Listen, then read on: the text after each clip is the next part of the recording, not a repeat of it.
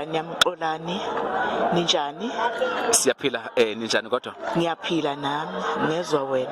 Yebo, sicela ukubuza ukuthi umama uNdlunkulu ubani? Igama lami uNontombi Zulu Zondi. Ngoba amadolo eMnambithi. Umuzi owaphuma la ekhaya kwaMpumuza. Sifamily nala ekhaya. Njengoba nje bengibizile ngizela bangibize ngoba singumndeni owodwa.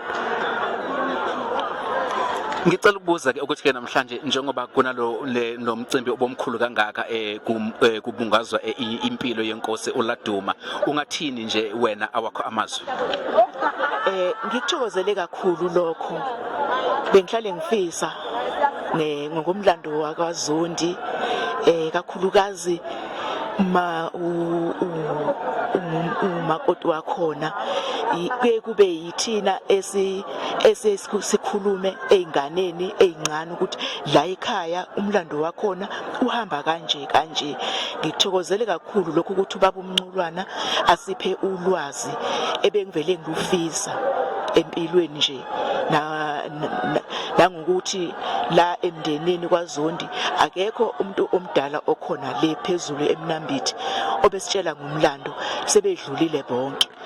Lo ngithe mangifika la ngiwuzwa umlando ngibe nokuthokoza okukhulu nganenjabulo, iyachichima inhliziyo yami ngalokho. Siyabonga nje kakhulu ke, asithembe ukuthi ke imicimbi efana nale izoqhubeka khona ukuze isizwe sazi ukuthi ayibuye emasisweni.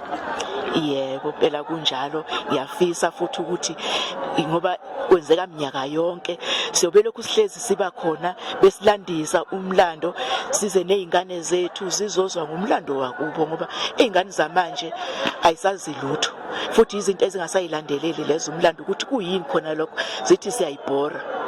Sihlalela ama TV izingane, angeke izingane nje zihlale phansi, ingane ibhale nje umlando wakubo. Ngifisa futhi ngelinye ilanga ukuthi kebe yibize izingane zonke ke zizohlala phansi zinikeze ukuthi wena bhala ngenkosi ubani, wena bhala ngenkosi ubani, wena bhala ngenkosi ubani. Ngelinye ilanga kube nencwadi ekhona ezokwenza ukuthi bewufunde umlando wakubo kwaZondi. Siyabonga kakhulu. Ngiyathokoza.